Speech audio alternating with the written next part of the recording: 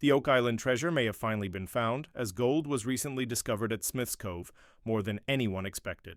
Rick and Marty Lagina were stunned when traces of gold appeared in the water, injecting fresh excitement into their ongoing search. The discovery quickly took a mysterious turn when the team unearthed an old handmade ladder leading deep into a dark, water-filled tunnel. The sight raised more questions than answers. Who had been there before them? What was this ladder leading to? With anticipation high, the team prepared for what could be a game-changing breakthrough. The gold traces in the water renewed hope that more treasure could be hidden deep within Oak Island. The search expanded, with Rick and Marty focusing even on areas around the island's trees. Their excitement grew as they believed they were closer than ever to solving the centuries-old mystery. However, the next find proved even more unsettling, potentially more dangerous than treasure itself. During further exploration, the brothers encountered the aged ladder descending into an underwater tunnel. Could it be a remnant from previous treasure hunters? Local legends whispered of a deadly curse, one that had already claimed lives, and said one more must perish before the treasure could be unearthed. Despite these ominous tales, the team stayed focused, determined to continue their quest. But they couldn't help but wonder, would the curse strike again? As the episode unfolded, team member Paul was nearly bursting with excitement over the next phase. Marty, always the leader, asked the group if they were ready to bring in the drilling rig. The team responded with a resounding yes, gearing up for the challenges ahead. Dr. Spooner and Dr. Michelle, two experts who had been analyzing the island's water, directed the team to a specific area west of the garden shaft, an area they dubbed the Blob, suspecting it might hold the treasure. Their search soon narrowed to a more specific spot they jokingly called the Baby Blob. With a map in hand, they theorized that a tunnel 95 feet underground might lead directly to the treasure. Drilling soon began at borehole DN 11.5, and excitement surged. Could this be the moment they finally unearthed something of value? Charles Barkhouse, Oak Island's resident historian, led the drilling as Marty turned his attention to the garden shaft, where significant progress had been made. The team had cleared out water and soil from the old shaft and reinforced it with wooden supports. They were now more than halfway to their goal depth of 80 feet. With each foot, they felt they were getting closer to unlocking the island's secrets. Marty's descent into the garden shaft brought a startling revelation. The old hand-carved ladder was still intact and perfectly preserved. This wasn't just any piece of wood. It was physical proof that someone had ventured here, before, possibly centuries earlier, in pursuit of the same treasure. Could the person who crafted that ladder have also hidden the gold? Back at borehole DN 11.5, the drilling intensified as the team reached depths between 78 and 88 feet. Suddenly, a loud grinding noise interrupted the drilling. The operator paused, took measurements, and discovered they had broken through into an open space roughly 1.5 feet wide. Geologist Terry anxiously awaited more information. Had they found a tunnel or void? The operator confirmed the existence of the open space located 90 feet below ground. The team paused operations to evaluate their next steps. Charles quickly contacted the Lagina brothers. Rick, thrilled by the news, rushed to the site. Could this cavity be the treasure chamber they had spent years pursuing? Upon Rick's arrival, the drill operator explained how they had pierced through an obstruction and reached the void. The team began to speculate that this could be part of a tunnel system. The discovery also lined up with previous boreholes drilled in the area. To investigate further, Marty ordered a core sample from the cavity.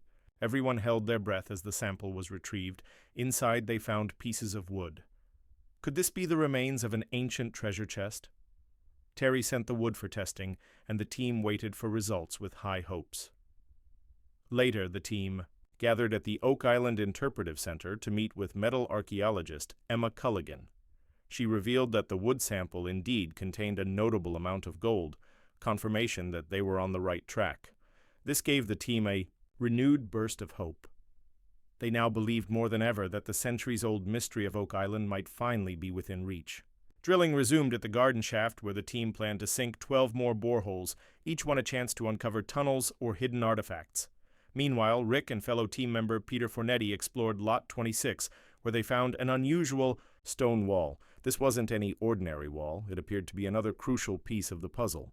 As their investigation deepened, the team also explored the island's historical record.